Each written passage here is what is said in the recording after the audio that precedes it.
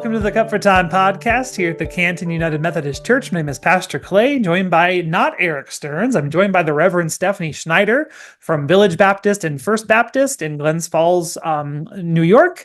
And she is also a member of the Koinonia Group that I talked about at the end of the sermon on Sunday. So we get to have an opportunity to sit down and chat about our seminary journey, how Koinonia really was formed in our seminary community at Sioux Falls Seminary, and then just how that has been a part of ministry ever since. So glad to have you with me, Steph. Glad to be here again. Yes. Is there a prize for most guested podcast friend?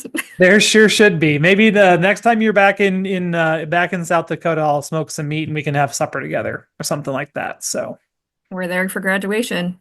Right. Yes. For graduation. Yeah. Cool.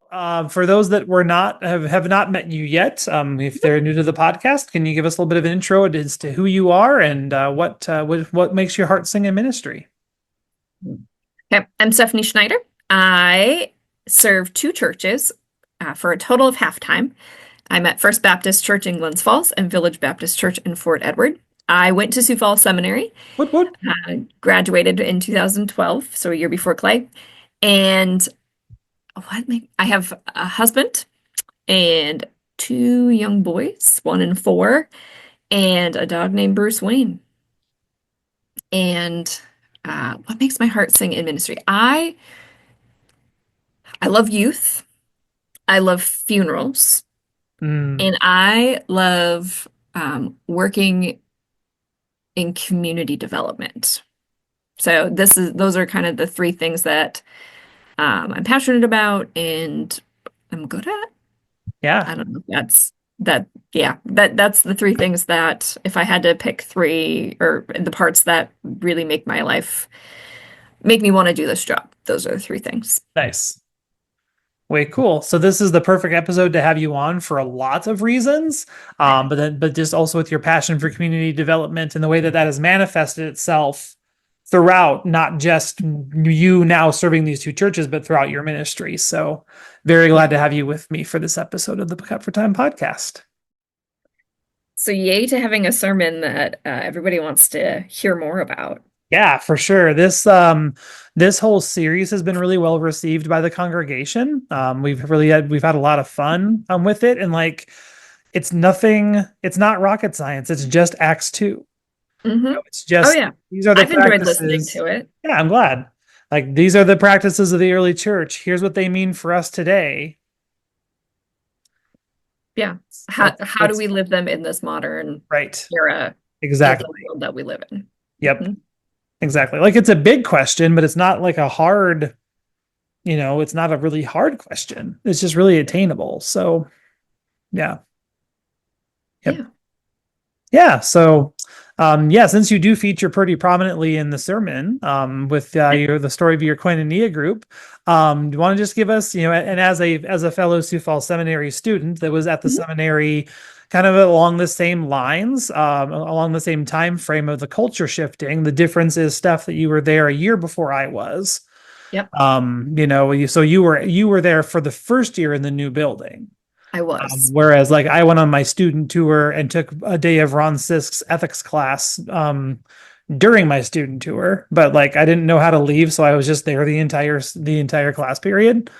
The person giving me my tour 100% thought that I just rage quit and left, but no, I was just in class. So what was your experience at Sioux Falls Seminary as one that was there in that same transitional period as I was? Yeah, well, so I actually toured the old building. I had gone to Life Flight my senior year of college and was thinking about seminary, really felt called to the next step of being seminary and trying to figure out what that looked like. Knowing I was supposed to student teach in the spring. And so it was do I need to what do I need to do this semester? This is my only semester to take classes. What do I is seminary a thing? I felt God had called me to seminary. So I toured the old building and they were like, hey, by the way, we're building a new building, but we can't show it to you yet because it's still under construction. Right. So I ended up choosing Sioux Falls. And part of the reason I chose Sioux Falls is I had worked in Winnipeg with a pastor named Harry Lahotsky. And the seminary was doing something called the Summit House. Hmm. It was at 333 South Summit Avenue. So if you know where Mercado and Munchies are, it's like right at the intersection there. They had gone to Winnipeg to learn what I had done inner city work in Winnipeg, and we're bringing it back to Sioux Falls. And so when I heard that, I knew Sioux Falls was the right place for me and the right school for Hmm. me. Um, so that's how I ended up at Sioux Falls Seminary. Okay. Um, but yeah, so I toured expecting to go into this, came in as this new thing. And you and I got connected because there were three of us in my class that were not USF or not older students. Like there Right. were three of us that were kind of that younger people who had come out of college and into seminary, Hmm. but we weren't USF. So we Right. weren't part of that group that knew each other. Right. So we became friends. And then the one knew he was going to go 4 years and said, "We need to get somebody younger here the next year." And that's how Ah, you became part of our group. Um, Also because you just fit really well. well, yeah, So four of us yes. in our own sort of koinonia group, each with Oh, our own. absolutely. Um, and honestly, when I look back at koinonia groups, that for me was the the core life-changing group. Hmm. So our first year we would do like we'd go to Bagel Boy and we went to a few other places and their significant others said, "Hey, hey, hey, that doesn't work on our budget." And so we Hmm. started inviting their significant others and I had moved in the Summit House at that point, and so we were making homemade pizzas every Wednesday. So like we'd get just bread dough and pizzas, and we'd sit around the table and just, Nice. what are you doing? So this idea of like breaking bread together and then intentionally caring for each other. Mm, And then I'm pretty sure it was almost every Friday or Saturday we were having dinner at somebody's house and playing board games. yep. And so I think that, yeah, so when I think about like koinonia groups, there can be intentional koinonia groups Hmm. and there can be accidental koinonia groups. Hmm. And there's ways to care for each other's souls in both of those ways. Absolutely. Yeah. Yeah, because like my best friend from seminary, Chad, like I don't think we were ever in an official Koinonia group, but like we are, to this day, we are still just, each other's first phone call in a lot of instances and situations, and just, yeah, that accidental friendship has been just vitally important to me. Yeah, and I think to him too. So, Yeah, well, and Chad was the one, was one of the families. mhm. So outside of Summit House and the Okay. unintentional Koinonia group, were you a part of an official Koinonia group other than the one we're going to talk about? I was a part. I can't even. Okay, so here's the thing about koinonia groups. Like you can intentionally enter into one and it just not work. Hmm. But that doesn't mean that it failed. It just means that it was for a small season and then you try something else. Maybe it's the wrong pairing of people, the wrong timing. Like I think part of the reason I left the one I was doing the first year because I had a class during that time, the second Mm, year. sure. Yeah, it doesn't have to be a And big profound thing. It can just be that the schedule changes and doesn't work. Yeah. right, Yep. right. And so um there was three of us. We'd get together and we would play Settlers of Catan and the office, in the student life office, um, every week. I think it was like Tuesday at 11 that we would get together and play this game intentionally and then intentionally caring for each other. Like it was our hour of like, okay, we're Mhm. gonna take care of each other, but also Right. Yep. do something because it on days where it's really hard to talk about, like doing something together sometimes. So like sometimes a koinonia group could be exercising together. Sometimes Mhm. a koinonia group can be having intentional dinner and making dinner together. It can be playing intentional board games. I know an offshoot of ours became the Flux Yep. game, which you got Yes. to be a part of, and I Yep. don't think we actually. I correlated don't think we together. were ever like together on that one. That's really cool. Yeah. So what do you want to know about the group you talked about on Sunday Yeah. and the group and then the Summit House? Yeah. You would ask specifically about those two things. Yep. So, because I was newly married when I got to seminary, Hmm. and Lindsay had just finished being an RA for 4 years of college or 3 years of college. Hmm. That was not a living situation that appealed to us. What was the vision behind the Summit House, and then how was community really intentionally formed through the Summit House Yeah. residents? So the Summit House was meant to be a hub of intentional community living within the downtown of Sioux Falls. There was an expectation that you would get involved in some ministry form within the community. And for me, I had a work study program through the America Reads Foundation. Okay. The seminary had gotten that. And so I actually worked in Cleveland Elementary, and then I spent 2 years with working ESL at Lowell. And so for me, that was my way of like intentionally investing in the community around me, getting to know the children that were there, getting to know their families. I was already seeing them in my neighborhood. Hmm. Another thing that came out of um, the Summit House was groundworks. It Yeah. was an idea formed by the house that Cindy and Tim took off with Hmm. and has made this beautiful thing. But it used to just be gardening at Lowell, teaching Hmm. people how to garden as a way of forming relationship and teaching them how to grow their own fresh fruits and vegetables to offset the costs of food. Hmm. And Yeah. so by teaching their students, touching and feeling food that they had grown from the earth, being part of that, they are more likely to try those kinds of foods Yeah. that they wouldn't try any other way and Hmm. help nutrition wise and community wise. So we all had our own little community based project, but then within that, created a community that we were working together and we were intentionally studying together how to do faith-based ministry that worked with the underprivileged Mm. um, and then the community things within our neighborhood. Yeah. Cool. Cool. Yeah. Okay. So then how about this group of women clergy that was born out of Sioux Falls Seminary and then kind of has spread from, Glens Falls to Kokomo to Flandreau and Sioux Falls and just kind of this whole Hmm. whole network that you guys have, which is awesome. Yeah. It, so Janice, Christina, and I all went to seminary Mhm. together. And then Christina and I graduated. Christina graduated first, then I graduated, and then Yep. Mariah came in. So Janice and Mariah knew each other. But we found while I was serving in Parkston that Mariah really wanted to create something that would outlast Sioux Falls Seminary. But it used to be like the intention was we would get together monthly at Cafea Hmm. on 26th.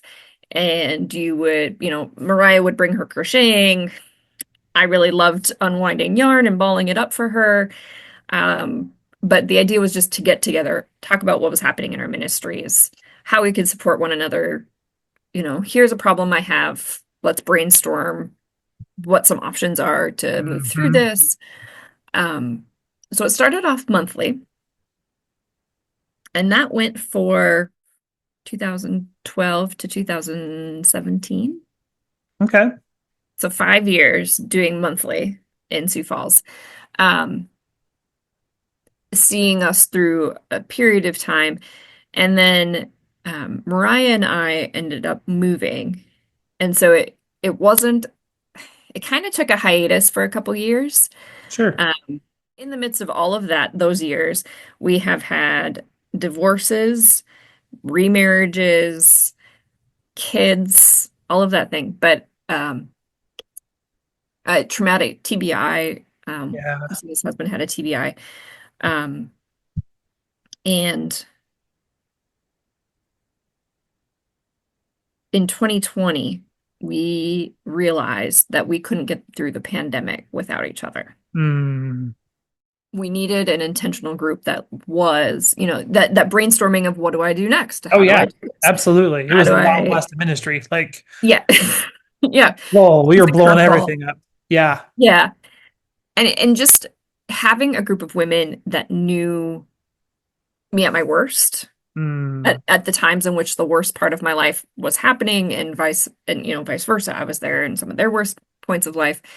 So we decided to weekly get together in 2020. Up until this school year, we were still meeting pretty consistently weekly. And then timing, right? The time Mhm. we were meeting is now the time in which I need to pick up my son from preschool and I am caring for my two boys. And so we're on this when we need each other. We say, "Hey, I need a Zoom call. Mm. Who can get on?" And so it's become a little more free flow. I think we'll get back to weekly meeting. Mariah has a newborn, Yep. just a whole bunch of, it's just a season. But Mhm. this group has become the place where, something's happening with my kids or ministry or just the funniest thing happened or something's happening in our country that we need to navigate that, you know, we regularly check in with one another. That's so awesome. Yeah. That's so awesome. I wouldn't have gotten through ministry for 10 years without them. Mm. How about you? Where have Koinonia groups shown up in your life intentionally or unintentionally? Yeah. So like I mentioned on Sunday, I was a part of the two that I was a part of during seminary. The group that went through the Book of Common Prayer together, along with Dr. Rainbow, which was always so just life-giving. Like there was a day that You know exactly what I'm yes, I talking about. absolutely His little do. straw and his little cup. Yes, the many different beverage receptacles of Dr. Paul Rainbow. Yes, but always with the little swish of the straw and the little sip, and then just, yeah, Mhm. keeping going. If you know me, you know that I'm liturgically minded and I'm a nerd like that, and it's okay. And so to be in a group that was willing to pray in that way together, in this responsive liturgical way, was just super life-giving, and just trying to navigate exactly because the canticles change depending on the season of the year and what week in Pentecost, what week of Pentecost it is, and there's different collects for different times, and trying to navigate all of that was really nice to have a more seasoned practitioner of that with Dr. Rainbow. And then just, the ability to then spin that to, okay, this is our liturgical prayer, but then how are you? And then having that moment of check-in and then praying, a little bit more informally and saying, yep, that really does suck. Let's pray about it. And then just, the card game thing kind of was born out of that same group. But we would gather together in a Baptist seminary and play cards. And we were chastised thusly by our dean of students, Ron Sisk. Couple of different, it was all in fun. He would just, he would come up and see what we were doing and then say, oh, the founders of this seminary would roll over in their grave to know that there are students playing cards in the seminary. And but then kind of in a formal setting, like even as a part of the denomination in the United Methodist Church, in the Dakotas Conference, we used to be organized into regional geographical covenant groups, where our ministry teams where we'd come together and just, this is your outlet for things are weird at the church and I need some advice, or things are great and I need someone to celebrate with me, or how is it with your soul, how is it with your ministry, were always kind of our guiding questions, of our conversation. And then that gave way to intentional covenant groups or compass groups, or that were based Mhm. more on affiliation rather than geography. And so I've been a part of a group of gentlemen for the past 7 years or so. And we started off pretty formally meeting once a month on Zoom, and now it just kind of is an ongoing conversation over Facebook Messenger. It's always that same outlook of just, how is it with your soul? How is it in ministry? How is your family? What's going on? And then as a part of that group, we've also celebrated life and death and ordination and all of those Mhm. things, and just kind of navigated them with another group of people. But then there's an informal group that formed out of the Higher Ground process. Higher Ground is a clergy formation process. Every 8 years, our Book of Discipline says that you have to go through some kind of clergy renewal process. So I was asked to be a part of Higher Ground a couple of times and said no, because it just wasn't the right time. So there were two other clergy that met together on a Zoom call, just like this one, and said, look, if we're going to do this, we're going to do it together. And so we have adopted the idea of being a triad, which is what came out of Higher Ground. Like we were Mhm. assigned to a triad as a part of Higher Ground, but then we kind of found our own way to triads in that more informal sense. And then just kind of like with you, I would not have survived certain parts of ministry without these two people. I mean, pastors aren't, we're not unicorns and we're not that special, but there are some unique challenges to life and ministry that to have another person that really, really gets it, it's just invaluable. I mean, it's It absolutely is. invaluable. So yeah, the ability to have that and to form that has just been literally life changing. When in our denomination, when we candidate at a different church, we're asked like, what's our vision of church? Mm, And I have on mine, I wrote it on a post-it note just so you can see it. Um, it's a big circle with intersecting circles, some mm, within, some without. And that large circle is the church I serve, mm, but my large circle is really made up of small groups. And mm, I don't, when I talk about that, some people are like, well, that's clicky. And I'm like, no, no, no, no, I don't mean that. So, like, my church has a group of people who volunteer in the thrift store. And because they are daily in each other's lives through that volunteering, they have life together in a mm, sense mm-hmm. that doesn't include other people in the church, but it also includes other people outside the church, Yeah. right? Other Yep. volunteers from other churches or non-churches. And it's this outreach and inreach of thing. And so I think, so one of the questions I was going to ask you before I did that was, how do you see Canton implementing Koinonia groups intentionally? If it's something that people are resonating with, I think there's Yeah. a call to Koinonia groups. And so how do you see Yep. that benefiting Canton? And how do you see that playing out in the next 10 years? Yeah, absolutely. And I Um, know that's weird because you're Methodist and you probably will move before 10 years. well, Maybe. You serve at the will of the I bishop. serve at the will of the bishop. These already exist in a lot of ways. Like our United Women in Faith, or UMW, and United Methodist Women, it used to be called, but now it's called United Women in Faith. They are already in different circles, and those circle groups really do mean a lot to each other. Hmm. Just going around, I get to bop into their meetings every once in a while. I just see this idea of koinonia so present because some groups have come around a Bible study that they're going to do together. Hmm. Some just get together to just, this is the work we have to do, and then we're just going to talk for a while. So I already see that present in United Women in Faith, but I also see it present. We have a men's Bible study that meets at 7 o'clock on Wednesday mornings for Hmm. breakfast, and then Bible study. And they also have to clean up after themselves, which takes longer because that's when they really Hmm. get into, the life stuff of just, we're gonna scrub down the kitchen and talk about whatever it is. I mean, my grandkids are doing this, or, I saw this thing in the news, or, those types of conversations where there's just life happening together. The question really is, how do we expand that? And so Hmm. part of the answer is that we're going to be reviving one of the groups that used to exist before the pandemic, called Pairs and Spares, which is for more senior couples and those that Okay. have lost lost their mate. So that's where the spares come in, but they still all belong to each other and belong together. They would get together for monthly potlucks. And so that just kind of went away during the pandemic, but it's really kind of time to revive a lot of these things. And then the other thing that we're doing is that after the Super Bowl, we are going to be starting a younger men's Bible study group on Sunday evenings at 7 o'clock. And so this is going to be kind of the formation of this new idea of Koinonia 2, where we're going to come around. We're going to start with Tony Dungy's Uncommon Man Bible study.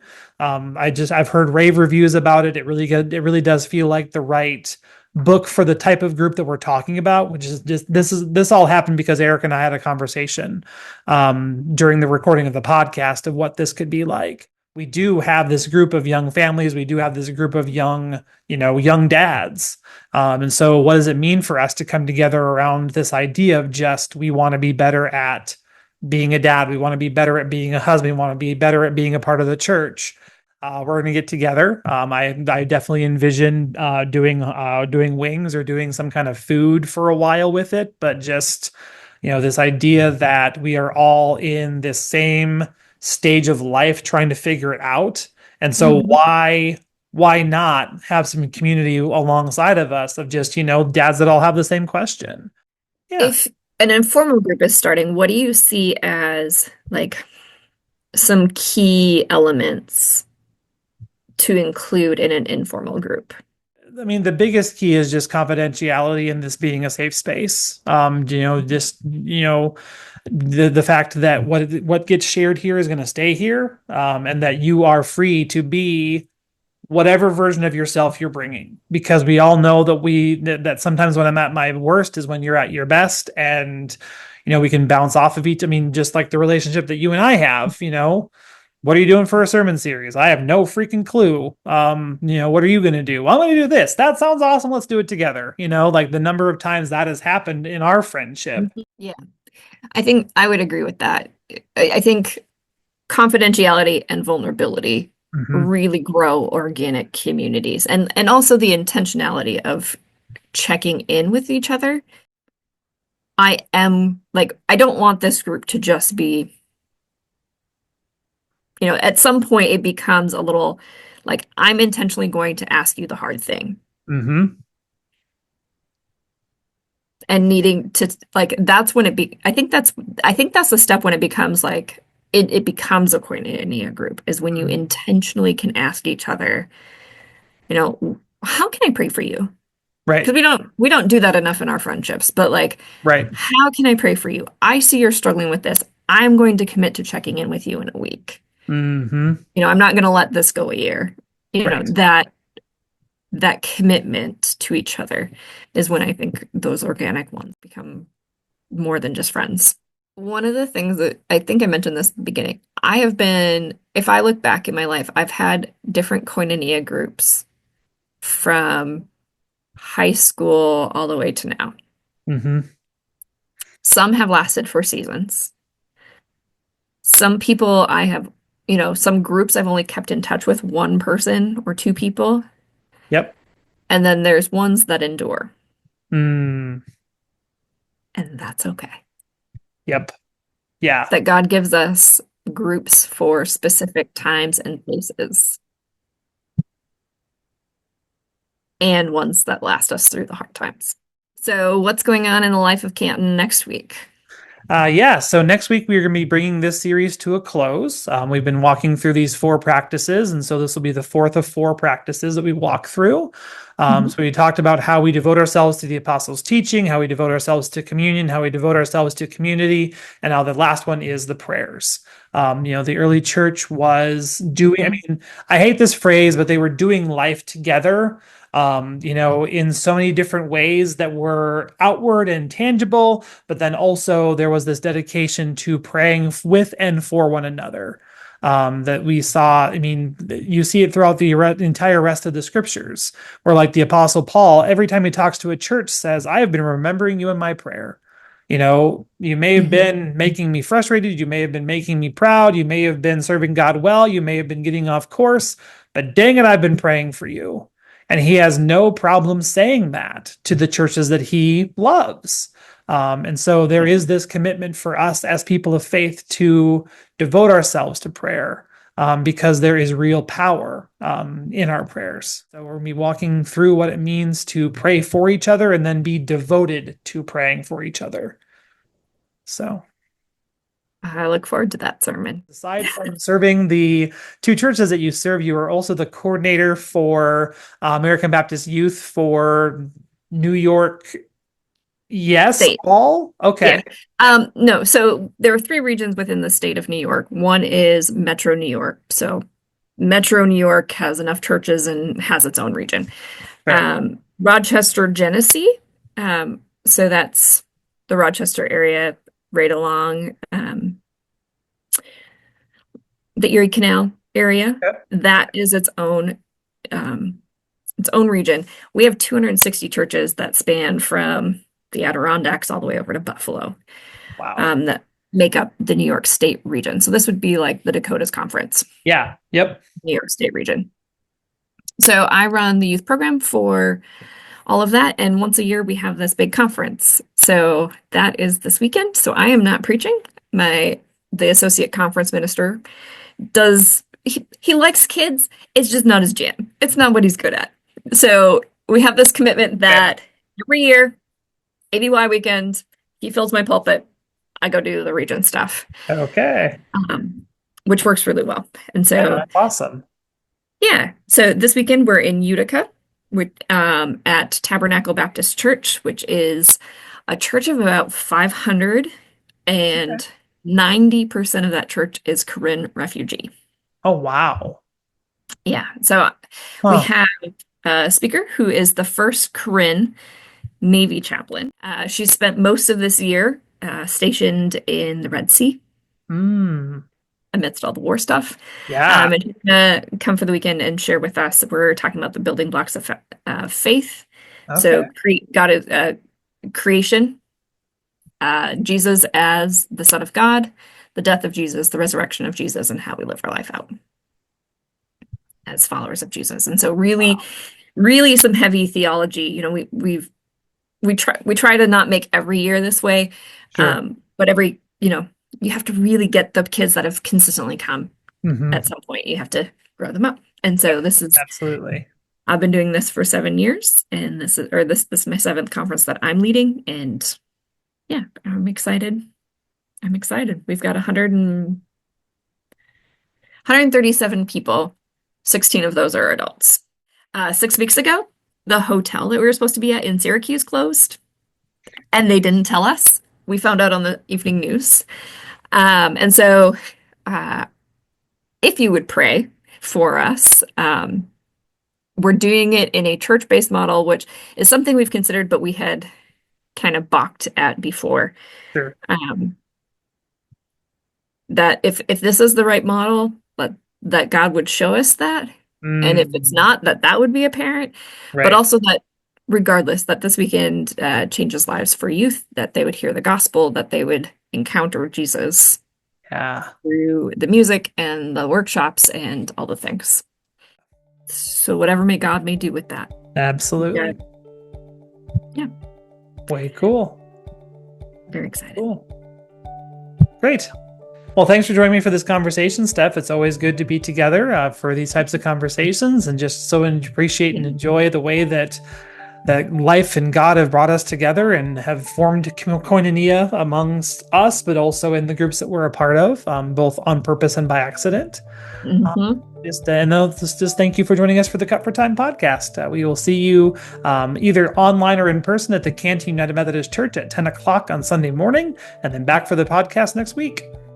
Thanks for listening to our Cut for Time conversation. Join us for worship in person or on Facebook Live Sundays at 10 o'clock Central Time. And now go in peace and serve the Lord.